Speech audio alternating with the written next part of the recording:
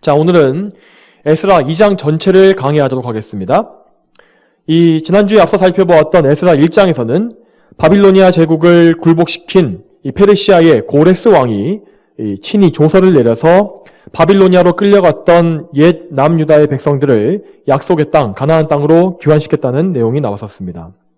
자, 오늘 이어서 에스라 2장에서는 1장의 역사적 배경 속에서 실제로 옛 남유다 왕국의 땅으로 귀향한 약 5만여 명의 사람들이 누구였는지가 그들의 조상과 출신 지역에 따라서 잘 기록되어 있는 것을 우리가 볼 수 있습니다.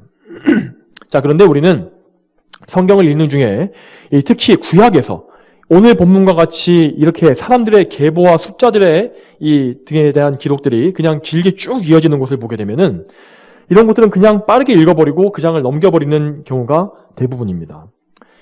그냥 표면적으로만 보게 되면은 이러한 기록들은 그저 아주 오래전 고대에 살았던 옛 사람들의 명부에 불과할 것입니다. 자, 그러나 성경의 모든 기록은 성령님의 영감으로 된 하나님의 말씀이기 때문에 이처럼 다소 지루해 보이는 기록들에도 우리들에게 주시는 생명의 양식과 영적인 교훈들이 분명히 담겨 있다는 사실을 우리는 믿고 알아야 합니다. 자, 물론 성경의 구절에 따라서 각 구절별로 어떤 본문에는 아주 짧은 내용일지라도 좀 더 많은 풍성한 것들과 깊이 있는 교훈들이 집약적으로 뭉쳐있는 경우도 있고, 또 어떤 곳에는 몇 가지의 교훈이 긴 내용 속에 펼쳐져서 그렇게 들어있는 경우도 있습니다. 자, 이렇게 사람의 목록과 같은 이런 경우에는 몇 가지의 교훈들이 긴 내용 속에 넓게 펼쳐져 있는 것과 같다고 생각하시면 되겠습니다. 자, 그러므로 저는 오늘 2장 전체를 세세하게 볼 것이 아니라 크게 몇 단락으로 나누어서 살펴보고 그 역사적인 배경들을 알아본 후에 또 그래서 그 안에서 우리에게 주시는 영적 교훈이 무엇인지를 말씀드리는 순서로 말씀을 전하고자 합니다. 자, 먼저 1절과 2절을 보겠습니다. 1절 말씀은 이 시간을 70년 전으로 되돌려서 바빌로니아 왕 느부갓네살이 죄송합니다. 바빌로니아로 끌고 간 자들에 대한 이야기부터 시작을 합니다. 열왕기하 24장 14절 이하를 보게 되면은 이 바빌로니아 왕 느부갓네살은 수도인 예루살렘에서 사는 모든 사람들과 그리고 왕의 대신들, 힘센 용사들, 기술자들을 또 끌고 왔고 오직 바빌로니아에 별로 쓸모가 없는 가난하고 힘없는 백성들만을 그 땅에 남겨둔 것을 볼 수가 있습니다. 즉 바빌로니아로 끌려갔던 사람들은 대부분이 바빌로니아에서 뭔가 일을 할 수 있는, 그 왕국에 뭔가 쓸 수 있는 역할을 할 수 있는 그런 사람들이었고, 또한 무엇보다 남유다의 지도자 위치에 있었던 모든 사람들이 다 끌려갔다는 의미입니다. 반대로 말하게 되면 다시금 이스라엘이 성전을 회복하고 재건하고 약속의 땅에서 하나님의 선민으로서의 민족적인 이 신앙생활을 이어가기 위해서는 바빌로니아에 끌려갔던 사람들이 돌아와야만 했다는 것입니다. 이 유다 땅에 남겨져 있던 사람들이 쓸모가 없다는 것이 아니라 그들은 이 가난한 백성들이었기 때문에 성전이나 왕궁이나 나라의 이런 중대사에 관련된 것을 아무것도 모르는 그런 사람들이었기 때문에 신앙의 정통을 회복할 수 있는 능력이 없었다는 그런 의미입니다. 자, 그런데 바빌로니아로 끌려갔던 이 남유다의 백성들은 아까 말씀드렸다시피 원래부터 나름대로 풍족한 삶을 살던 사람들이었기 때문에 바빌로니아에 가서도 나름대로 자리를 잡고 자기의 사업을 일으키거나 아니면 관직에 있거나 해서 가정을 일구면서 살고 있었던 그런 사람들입니다. 그렇기 때문에 이 페르시아에 살던 이 바빌로니아 옛 땅에 살던 전체 유대인 중에서 아주 오직 소수에 불과한 5만 명의 사람들만이 유대 땅으로 돌아오게 된 것입니다. 자, 대부분 사람들은 남아 있었죠. 자, 분명 이 고레스 왕은 그의 나라 안에 사는 모든 하나님의 백성들, 모든 유대인들에게 조서를 선포했습니다. 그러니까 모든 유대인들이 다 부름을 받은 것입니다. 고레스 왕이 선포했지만 이것은 역시 하나님의 부르심이었습니다. 자, 그렇지만 그 부르심에 응답한 사람들은 소수였습니다. 자, 물론 그 중에서는 개인적으로는 너무나 원했지만 정말 피치 못할 사정 때문에 돌아가지 못한 사람들도 있었을 것입니다. 하지만 대다수의 이스라엘 백성들은 약속의 땅으로 돌아가서 하나님의 일을 재건하는 것보다는 자신의 현재 이방 땅에서의 그 삶에 만족하고 안주하기를 택한 것입니다. 반대로 부르심에 응답해서 자기 조상들의 고향으로 돌아온 사람들은 자신의 재산을 다 정리하고 가족들을 다 모아서 약 1450km에 이르는 길고 위험한 여행길에 올랐습니다. 이 여행에는 대략 4개월 정도가 걸렸다고 합니다. 또한 그 도중에 강도와 들짐승과 추위와 더위 등 온갖 위험과 싸워야 했습니다.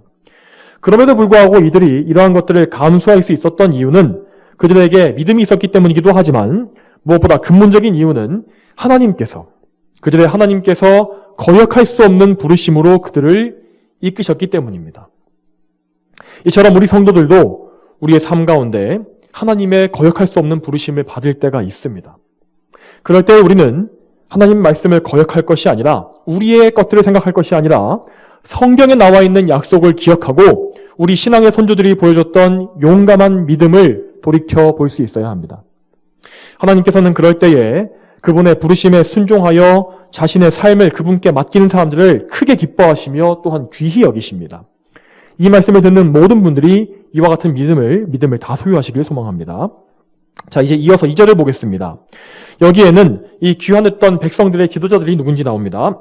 자, 여기에서 스룹바벨, 맨 처음 나와 있는 스룹바벨은 유대 총독으로 세워져서 이 최종적으로 성전을 완공한 이 가장 대표적인 지도자였고, 예수아는 대제사장이었습니다. 참고로 여기에 나와 있는 느헤미야는 이 뒤에 이어 나오는 느헤미야서를 쓴 그 지도자가 아니고, 또한 뒤에 있는 모르드게 역시 에스더서에 나와 있는 모르드게가 아닙니다. 그냥 동명이인입니다. 에스더서에 나와 있는 이 에스더의 사촌 오빠인 모르드게는 이때로부터 약 50년 뒤에 활동한 사람이고, 또 느헤미야 역시 거의 100년 뒤에 활동했던 사람입니다. 아무튼 이 절에 나와 있는 지도자들은 총 11명입니다. 그런데 나중에 느헤미야서 7장을 보게 되면은 이와 똑같은 명단이 또 나옵니다. 자, 그런데 거기에 보면은 나하만이라는 지도자가 포함되어서 총 12명의 지도자가 세워진 것을 알 수가 있습니다. 자, 이들의 수가 11명이 아니라 총 12명이 된 것은 하나님께서 이 사람들을 통해서 선민 이스라엘의 계보를 이어나가신다는 것을 우리에게 보여줍니다. 이스라엘의 지파가 12지파지 않습니까? 그 지파의 그 계보를, 영적인 그 계보를 이어나간다는 의미입니다. 자, 비록 북이스라엘이 멸망함으로써 그 북이스라엘에 속해 있었던 9지파는 명맥이 끊어지게 되었지만 남유다에 속해 있었던 유다지파와 베냐민지파와 레위지파를 통해서 새롭게 12지도자가 세워진 것입니다. 이처럼 하나님께서는 사람의 죄악과 실수에도 불구하고 그분의 일을, 거룩하신 그분의 사역을 계속 이어나가실 수가 있는 분이신 것입니다. 자, 아울러 이 지도자들의 수가 12명으로 결정되었다는 사실은 여기에 이어서 나오는 3절부터 58절까지의 가문의 명단들이 기록된 이유를 분명하게 보여줍니다. 자, 에스라는 이렇게 긴 사람들의 명단을 기록함으로써 약속의 땅에 복귀한 사람들이 옛적 다윗의 왕국과 선민 이스라엘 백성과의 연속성을 가진 자들임을 증명하려고 했던 것입니다. 이 사람들은 바빌로니아 사람들과 섞이지 않고 다윗과 솔로몬 왕국에 속했던 이스라엘의 직계 후손들이기 때문에 하나님의 성전을 재건하는 일을 할 자격과 명분을 다 갖고 있었던 것입니다. 그런데 유대인들은 이렇게 보면은 참 혈통과 이 계보에 참 대단한 애착을 가지고 있는 것을 볼 수 있습니다. 그런데 그것은 다 이유가 있습니다. 그 이유는 그들이 하나님의 이 축복이 아브라함의 후손에게 내려졌고, 또한 야곱의 아들들로 12아들들로 시작된 12지파의 그 축복이 이어져 내려왔음을 굳게 믿고 있었기 때문입니다.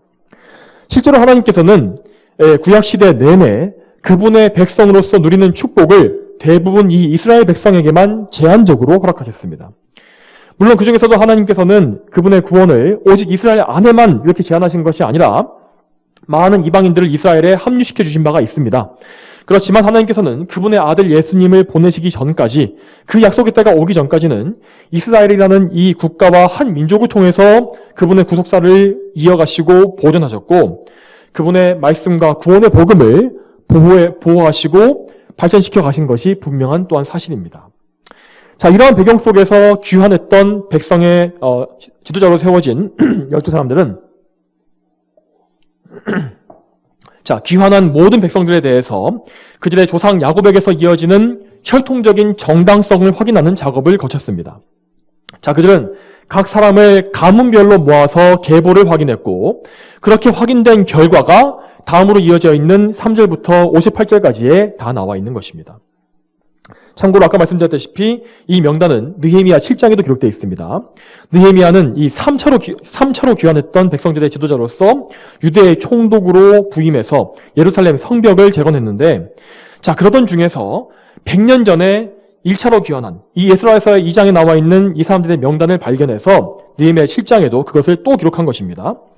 자, 그런데 이상하게도 여기 에스라 2장에 나와 있는 명단과 느헤미야 7장의 명단 사이에는 분명 같은 명단이라고 되어 있는데 각 가문의 인원의 숫자에 다소 차이가 있습니다.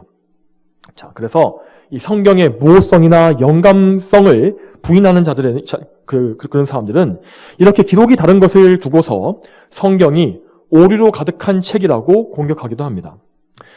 그렇지만 우리가 성경에 대해서 믿는 성경의 무호함이란 것은, 이런 교리는 맨 처음 기록되었던 성경의 원문에 대한 것입니다. 사본에 대한 것이 아니라 원문에 대한 것을 말하는 것입니다. 성령께서는 성경을 기록한 원저자들에게 영감을 주셔서 그들이 문자 하나에 이르기까지 정말 오류가 없이, 또한 죄의 영향을 받지 않고 정말 오류 없이 기록할 수 있도록 역사하셨습니다. 이것을 성경의 축자 영감이라 부릅니다. 축자 영감. 자, 또한 성령께서는 오류가 없도록 인도하시는 가운데서도 인간을 무슨 기계처럼 부리신 것이 아니라, 그렇게 뭔가 조종하신 것이 아니라 그들의 성향과 배경 지식과 문체, 그들의 성격, 이런 것을 그대로 활용하시는 인격적인 방법으로 역사하셨는데 이것을 유기적인 영감이다라고 부릅니다. 아무튼 이렇게 해서 오류가 없는 성경의 원문이 완성된 것입니다. 자, 그런데 우리가 현재 성경에서 볼 수 있는 이런 오차들은 이 성경을 원문을 옮겨 써서 사본을 만드는 과정에서 생겨난 것들입니다. 자, 오늘날에도 이 문서를 복제할 때 보면은, 오늘날에는 이게 보면은 이제 컴퓨터를 이용해서 타이핑을 하거나 아니면 아예 AI 기술을 이용해서 문자 인식을 통해서 정확하게 하지 않습니까? 그런데 그렇게 첨단 기술을 이용하더라도 오류가 발생하고 오탈자가 나오는 일들이 정말 많습니다. 그런데 성경의 사본이 만들어진 고대엔 어떻겠습니까? 유대인 필사가들이 나름대로는 최선을 다해서 한 글자 한 글자 오류 없이 써가면서 복사본을 만들긴 했습니다. 그렇지만 그 정말 많은 복사본들이 정말로 한 글자도 빠짐없이 완벽하게 옮겨지는 것이 가능했겠습니까? 그것은 불가능한 일이었습니다. 더군다나 그렇게 많은 사본들이 역사 속에서 풍파를 겪으면서 많이 없어졌기 때문에 현재 남아있는, 우리 손에 들려있는 이 번역본은 이제까지 발견된 사본을 모아서 가장 신뢰할 만한 본문을 찾아내어 엮은 것입니다. 자, 이렇게 말하면 오늘날의 우리의 성경이 무척이나 뭔가 좀 불완전한 것처럼 여겨질 수 있지만은 그렇지 않습니다. 성경은 고대의 모든 책들 중에서도 정말 압도적으로 비교할 수 없이 많은 사본이 작성된 책으로서 이 오늘 본문인 에스라 2장과 같은 자잘한 숫자상의 오류는 있을지 몰라도 이 구원과 복음에 관련된 내용에 있어서는, 그런 가장 중대한 내용에 있어서는 아무 오류 없이 정말로 잘 보존되었습니다. 자, 실제로 1947년에 사해사본이라 부르는 정말 아주 대규모의 구약성경 사본 모음이 이 뭉터기로 발견된 적이 있는데, 이 학자들이 그 당시에 우리가 갖고 있던 현대 성경과 사해사본을 비교해 본 결과 정말 그것이 거의 차이가 없어서 대단히 놀라워했다는 그런 말이 있습니다. 이처럼 성령께서는 수천 년의 시간이 흐르는 동안에도 이렇게 문자로 기록된 하나님 말씀인 이 성경을 아주 온전하게 보존해 주셨습니다. 거의 오류가 없이 보존해 주신 것입니다. 자, 이렇게 역사하신 이유는 다름이 아니라 우리가 이 성경을 통하여서 하나님을 믿는 온전한 믿음을 가지게 하기 위함이었습니다. 그러므로 우리의 믿음은 우리의 주관적인 경험이나 생각이 아니라 객관적인 하나님의 계시인 이 성경을 중심으로 세워져야 하는 것입니다. 이 사실을 항상 기억하시면서 성경 말씀을 사랑하고 깊이 연구하시는 여러분 모두가 되시길 바랍니다. 다시 본문으로 넘어와서 에스라 2장의 백성들의 명단은 이 명단은 크게 네 부분으로 나뉠 수가 있습니다. 자, 먼저 첫 부분인 3절부터 20절까지는 이 조상의 이름들로 불린 가문의 명단이고, 21절부터 35절까지는 그들이 기업으로 받은 성읍의 이름으로 불린 백성들의 명단입니다. 자, 그들의 조상의 자, 이 사람들이 조상의 이름으로 불렸든지 아니면 성읍의 이름으로 불렸든지 간에 그것은 크게 상관이 없습니다. 그들은 혈통상 모두 야곱에게서 이어진 후손들이었고, 또한 가나안 정복 이후에 분배된 이 가나안 땅, 약속의 땅의 기업에 속한 자들임이 증명이 된 것입니다. 자, 이들은 거의 대부분이 이 성전이 있는 예루살렘을 중심으로 해서 그 근방에 살고 있던 사람들입니다. 비록 이스라엘 땅 전체를 보게 되면 북왕국 지역은 아예 없어져 버렸고 남유다조차도 크게 축소되어 버린 것이 사실이었습니다. 그렇지만 하나님께서는 그분의 임재를 상징하는 예루살렘 성전을 중심으로 해서 하나님을 섬길 소수의 백성을 다시금 불러 모아 뭉쳐주신 것입니다. 이 중에서 21절 말씀에 베들레헴 사람들이 있는 것을 보시기 바랍니다. 자, 지금 우리가 보기에는 그냥 잠깐 스쳐 지나가듯이 베들레헴 사람이 123명이며 라고 기록되어 있는 것을 볼 수 있지만 여기서 우리는 장차 베들레헴 유다지파 조상을 통해서 베들레헴에서 또 태어나실 예수님을 바라볼 수 있지 않습니까? 이처럼 성경의 기록에는 아무리 사소해 보일지라도 우리가 분명히 발견할 수 있는 유익한 교훈들이 반드시 들어있습니다. 물론 현대인들에게는 이렇게 길게 나열되어 있는 명단이 크게 의미 없어 보일 수도 있습니다. 하지만 이 책의 첫 번째 독자였던 그 당시 이스라엘 백성들은 그들이 보기에는 자기가 속한 가문의 이름이 여기 기록된 것을 그들이 보면서 큰 힘을 얻었을 것이 분명합니다. 비록 자신이 보고 있는 약속의 땅은 다 황폐해져 버렸고 또 성전이 재건되고 있긴 하지만은 대단히 초라한 그런 수준에 불과하지 않았습니까? 그렇지만 우리가 정말 그가 자신이 이렇게 성경 말씀에 기록되어 있는 것을 보면서 하나님께서 참으로 나를 기억하셨구나라는 사실을 그들은 여기서 발견할 수 있었던 것입니다. 자, 또 이어서 36절에서부터 42절까지는 레위 지파에 속해 있는 제사장들과 또 성전의 직무를 맡은 레위인들에 대한 기록이 나옵니다. 그런데 여기에서 눈여겨볼 것은 제사장들의 수가 백성들의 수와 대비해서 엄청나게 많다는 사실입니다. 36절부터 39절까지가 제사장들인데 이들의 숫자를 다 더하면은 무려 4,342명으로 귀환한 백성들 중에 거의 10사람 중에 1명, 10% 정도가 이 제사장이었다는 것이 됩니다. 이 첫 번째 귀환이 성전을 재건하기 위한 것이었기 때문에 이 많은 제사장들이 귀환하기로 결정한 것은 어찌 보면 당연한 일이었습니다. 그들은 성전이 파괴되고 70년이라는 세월이 흐르는 동안에도 하나님을 섬기려는 열망을 대대로 간직해온 것입니다. 자, 이렇게 많은 수의 제사장이 돌아왔다는 것은 당시의 성전의 재건과 이스라엘의 영적 재부흥을 위해서는 참으로 좋은 일이었습니다. 자, 분명히 그리고 이 첫 세대의 제사장들은 이 순수한 믿음과 하나님께 대한 열망을 가지고 있었을 것이 분명합니다. 자, 여러분 그렇지만 사람의 일이라는 것은 항상 불완전합니다. 시간이 지나면서 이 백성들 대비해서 너무 많은 이 제사장의 수가 오히려 약간 부작용을 일으켰습니다. 이것을 나중에 그 많은 수 때문에 그들은 나중에는 강력한 권력을 이루게 되었습니다. 이 제사장 집단이 되어서 권력을 이루게 되었습니다. 결국 그래서 500년이 더 지난 후에 예수님께서 오셨을 당시의 이스라엘에서는 우리가 알다시피 정말 누구도 대적할 수 없는 강력한 권력 집단, 이 대제사장을 위시해서 이 제사장들의 권력 집단이 이루어진 것을 우리가 볼 수 있는 것입니다. 자, 이러한 역사적 배경을 알게 되면 좀 더 흥미를 가지고 이런 성경을 읽을 수가 있을 것입니다. 자, 그런데 40절부터 42절을 보게 되면은 이 제사장들과는 반대로 제사를 제외한 성전의 업무를 담당했던 레위인들의 숫자는 매우 적었다는 것을 또한 알 수 있습니다. 그들의 수를 다 더해보면은 겨우 341명에 불과합니다. 레위인들은 제사장들과 다르게 성전에서 거의 눈에 띄지 않는 일들을 담당했던 사람들이었습니다. 온갖 잡무와 굳은 일을 다 담당한 것입니다. 자, 그들은 또한 성전과 그 업무를 기업으로 살았기 때문에 다른 지파 사람들처럼 땅을 가지고 있지 못했습니다. 기업의 땅을 가지고 있지 못했고 그래서 이제 항상 가난하고 배고팠던 그런 고달픈 인생을 살던 사람들이었습니다. 한때 레위인들은 이런 악조건 속에서도 이 성전을 섬기는 일에 오히려 제사장들보다 훨씬 더 큰 열심을 가지고 있기도 했습니다. 그렇지만 이제는 세월이 흐르고 나자 대부분이 그 열심을 잃어버리고 극소수만이 예루살렘으로 돌아오게 된 것입니다. 그들은 포로로 잡혀간 후에 나름대로 자신의 일을 하면서 자신들의 가정을 꾸렸을 것이고 그래서 그것들을 다 포기해버리고 다시금 가난하고 고된 성전의 사역으로 돌아오는 일을 택하기가 어려웠을 것입니다. 또한 또 한편으로는 레위인들은 땅이 없어서 대체로 가난했었기 때문에 많은 수가 아까 말씀드렸다시피 포로로 잡혀가지 않고 유대 땅에 남아있을 수도 있었을 것입니다. 아무튼 간에 이 레위인의 적은 숫자를 통해서 우리는 오랜 세월 이어진 우상숭배의 죄와 그 죄의 결과가 이스라엘에 정말 큰 문제와 상처를 남기게 되었다는 사실을 또한 알 수가 있는 것입니다. 자, 이제 이어서 43절부터 58절까지의 이 추가로 어떤 사람들이 또 기록되어 있습니다. 그런데 이들은 이스라엘 백성들이 아닙니다. 이들은 남유다의 포로나 노예로 끌려왔던, 그래서 이스라엘의 종이 되었던 이방인의 자손들입니다. 이 사람들의 출신은 이집트나 혹은 이 가나안 땅의 원주민 등으로서 이스라엘 사람들을 섬기는 종으로 살고 있었습니다.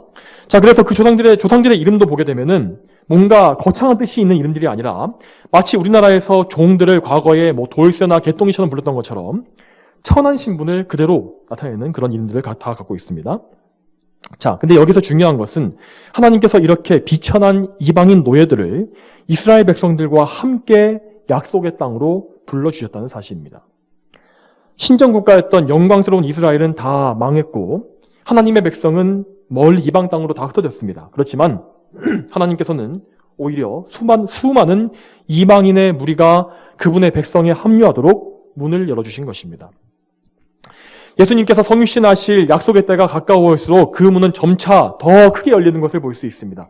그리고 마침내 예수님께서 십자가에 못 박혀 죽으시고 부활 승천하신 후에 성령께서 오셨을 때에 하나님께서는 땅 끝까지 이르러 모든 택하신 자들을 혈통과 민족에 상관없이 불러 모아 그분의 자녀로 삼아주신 것입니다. 여러분, 민족적인 자부심이 대단히 강했던 이스라엘 사람들이 이처럼 이방인 노예들의 가문과 자손을 자세히 기록한 것은 정말 성령님의 인도하심이 아니었으면 있을 수가 없는 일이었습니다. 65절을 보게 되면은 이들의 수가 모두 7,317명이다 라고 나와 있는데 이렇게 많은 수의 이방인이 성전을 재건하는 이스라엘 백성들을 따라서 약속의 땅에 함께 들어와 살게 된 것입니다. 또 59절부터는 이스라엘 자손으로 증명할 수 없었던 사람들에 대한 기록이 나옵니다. 자, 특히 61절부터는 제사장들의 자손 가운데서 계보에서 이름을 찾을 수 없었던 사람들인데, 자, 이들은 율법상으로 부정하게 여겨져서 제사장직을 수행할 수 없게 되고 말았습니다. 정확한 원인을 알 수는 없습니다. 그렇지만 이들은 분명히 바빌로니아 생활을 하던 중에 이방인과 결혼을 했거나 혹은 뭐 다른 율법에 어긋나는 행동을 선택을 함으로써 이스라엘의 혈통을 잃어버리게 된 것입니다. 그들은 성전을 재건하고 섬기는 일에서 다 제외되었는데 어쨌든 이 사람들도 이제까지 다른 백성들과 함께 힘든 여정을 다 함께 했기 때문에 이 백성들의 지도자들의 입장에서는 이런 결정을 내리는 것이 참 힘들었을 것이라고 생각합니다. 그러나 이스라엘 백성들은 조상들의 극심한 우상숭배 때문에 징벌을 받아서 포로로 잡혀갔다가 이제 겨우겨우 막 하나님의 은혜를 입어서 성전을 회복하려는 그런 참이었습니다. 자, 이렇게 중대한 시기였기 때문에 선민 이스라엘의 순수함을 지키는 이들은 정말 철저하게 할 수밖에 없었던 것입니다. 이처럼 하나님의 일을 할 때에는 육적인 감정과 이해관계를 뛰어넘어서 하나님의 말씀에 순종해야 하는 것입니다. 오늘날 교회 역시 교회 안의 치리와 권징에 있어서 하나님의 말씀보다는 이제 인간적인 관계에 더 얽매이게 되는 경우가 많지 않습니까? 여러분, 근데 이런 것은 이 말씀에 비추어 봤을 때 분명히 죄입니다. 이런 죄가 교회 안에 쌓이게 되면은 지금 봤을 때는 뭔가 우리가 하나의 문제를 피하려고 했지만 나중에 그것이 쌓여서 오히려 더 큰 하나님의 징계와 징벌이 임하게 될 수 있기 때문에 항상 우리는 조심해야 합니다. 자, 이어서 63절을 보겠습니다. 이 말씀을 한번 같이 읽어보겠습니다. 63절. 자, 총독이 그들에게 우림과 둠밈을 가진 제사장이 일어서기 전에는 지극히 거룩한 음식을 먹지 말라고 지시하였다. 자, 여기에 나와 있는 우림과 둠밈은 대제사장이 가슴에 착용했던 흉패, 그 흉패 안에 들어있던 것으로서 하나님께 뜻을 물어볼 때 사용했던 도구였다고 합니다. 그런데 뭐 성경의 기록에 이 우림과 둠밈의 정확한 모양이나 사용법이 나와 있지는 않습니다. 그렇지만 대부분의 학자들은 이것이 아마도 뭔가 이제 모양은 몰라도 두 개의 돌멩이였을 것이다 라고 추측을 합니다. 자, 여기 성경에는 우림과 둠밈을 이용해서 하나님의 뜻을 여쭈었다는 그런 기록이 다윗 시대 이후에는 전혀 나오질 않습니다. 따라서 포로기한 당시에는 우림과 둠밈을 사용하는 것이 거의 그런 명맥이 없어졌을 것이 분명합니다.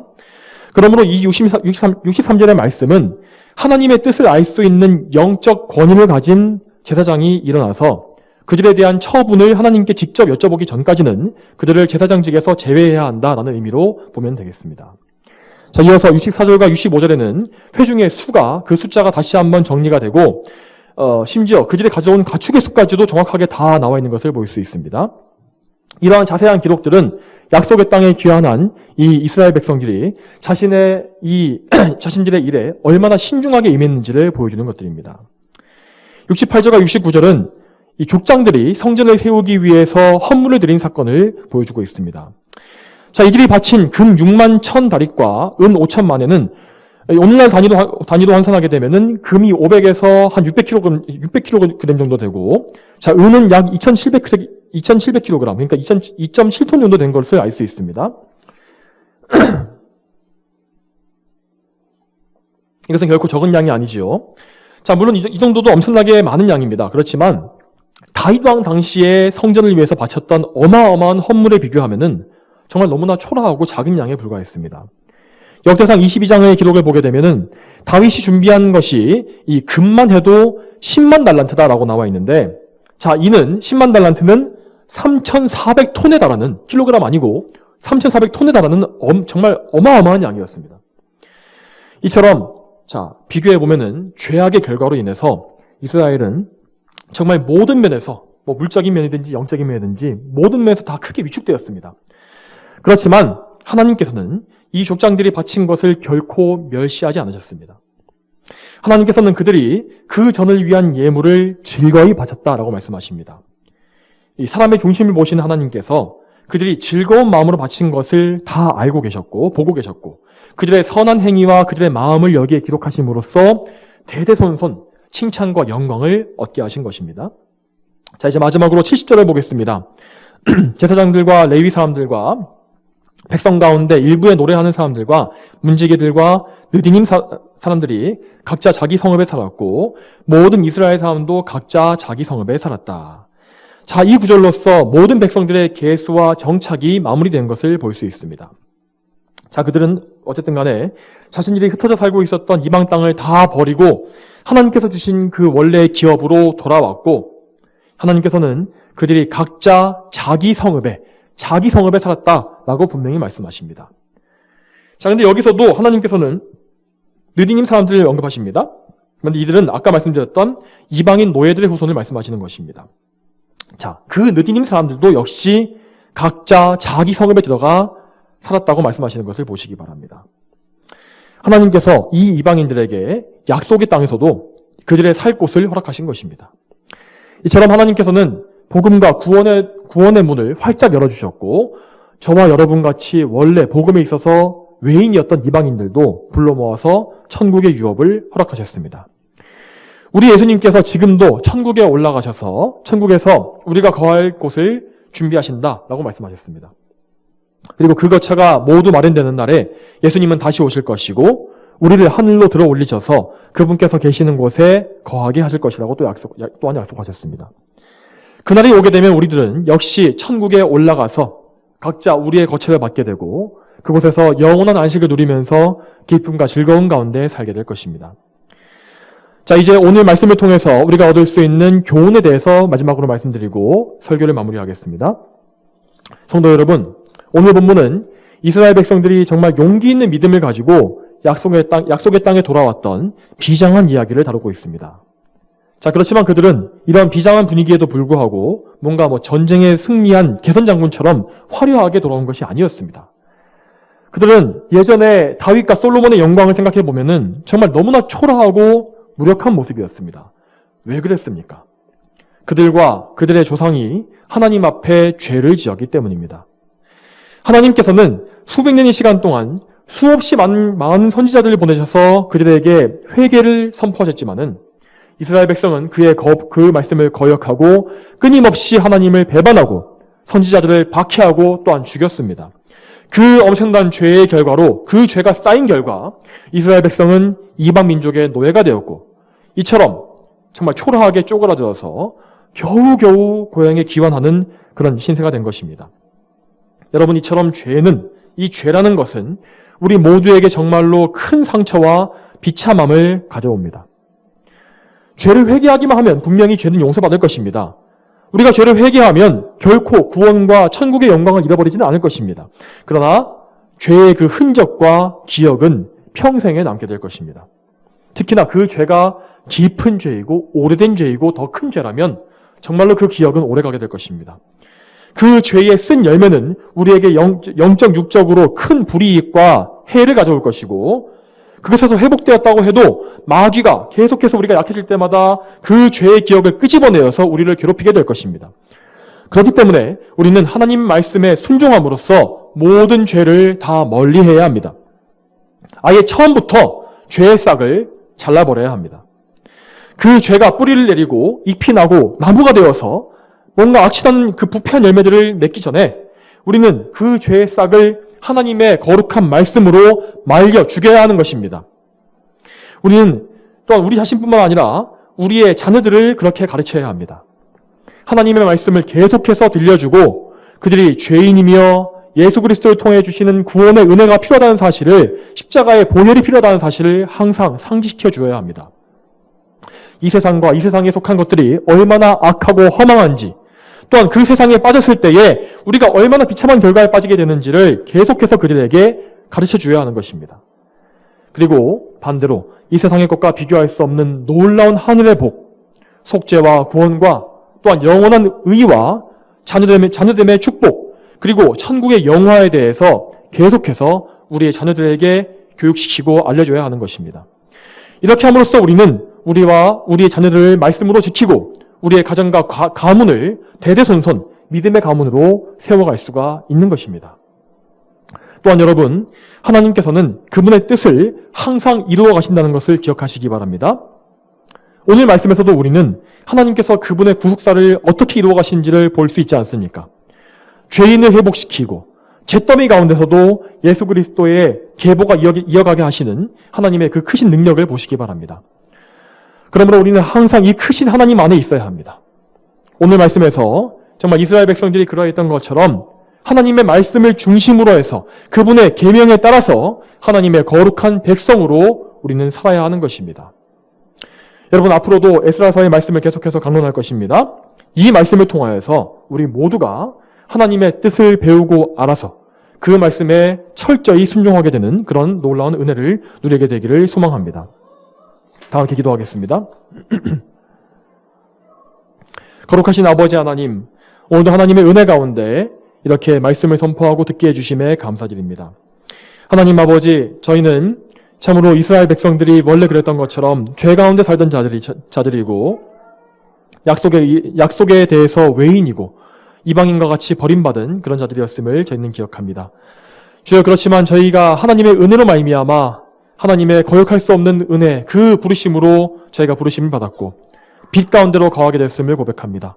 주여, 저희가 이 사실에 항상 감사하게 하시고 우리 주 예수 그리스도를 항상 바라보게 하시며 또한 하나님 안에서 하나님께 순종하는 거룩한 백성의 삶을 살 수 있도록 도와주시옵소서. 감사드리오며 예수님의 이름으로 기도 올렸습니다. 아멘.